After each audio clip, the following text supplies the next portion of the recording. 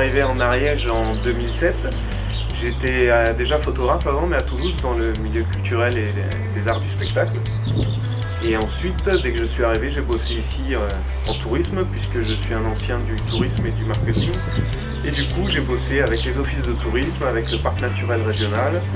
Et ensuite, à force de fréquenter les restaurateurs et les producteurs, en 2011, j'ai lancé une expo aux Forges de Pyrène qui mettait vraiment en avant le terroir ariégeois.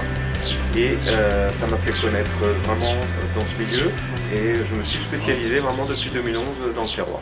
Voilà. En fait, quand je dis spécialisé dans le terroir, c'est vraiment du champ à l'assiette.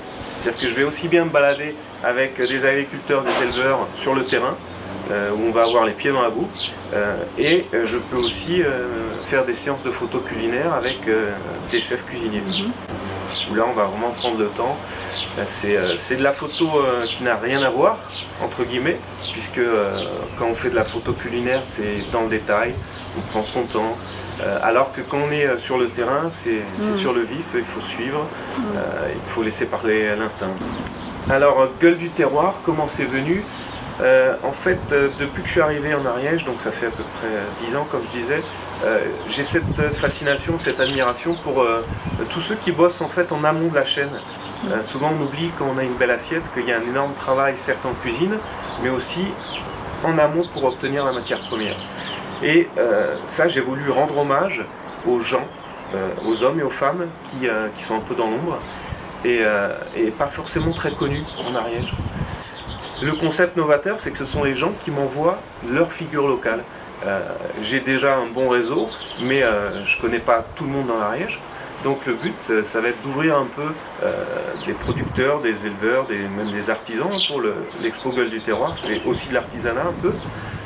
Et je vais aller aux quatre coins de l'Ariège photographier les gens qui ont été dénoncés entre guillemets de façon positive. Et ça, c'est aussi grâce à Radio Transparence qui m'a filé un bon coup de pouce quand j'ai lancé cette expo Gueule du terroir, parce que grâce à cette émission, il y a des gens qui m'ont appelé et je me retrouve à droite à gauche en train de prendre en photo des gens que je ne connaissais pas avant. Allez, vas-y. Oui.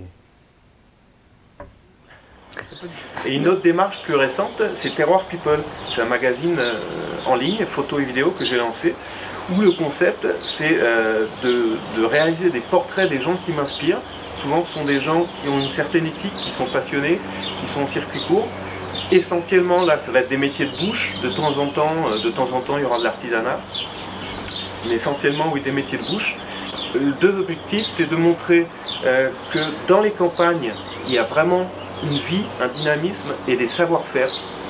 Et le deuxième objectif, pourquoi pas, c'est parfois créer le déclic et inciter les gens à venir s'installer dans nos campagnes, inciter des familles à venir s'installer dans nos campagnes. Voilà, ça c'est des objectifs qui me tiennent à cœur. Alors, Terroir People, c'est vrai que c'est un nom qui fait sourire, mais tant mieux parce que le but c'est d'interpeller.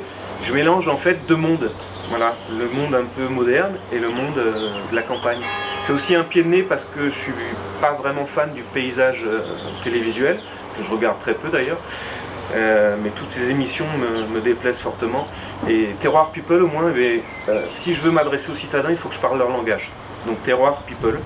Et Terroir People, c'est un mélange des deux, c'est-à-dire qu'à la fois on a du moderne qui vient à la campagne, leur montrer qu'on sait très bien communiquer avec des outils professionnels. Et l'autre, c'est amener de la campagne en ville avec toute l'idée de la nourriture saine, de la nourriture bio, des nouveaux circuits, toutes les AMAP, etc. qui arrivent en ville. Donc Terroir People, c'est ça, c'est vraiment un mélange des deux. C'est la ville qui vient à la campagne et la campagne qui vient à la ville.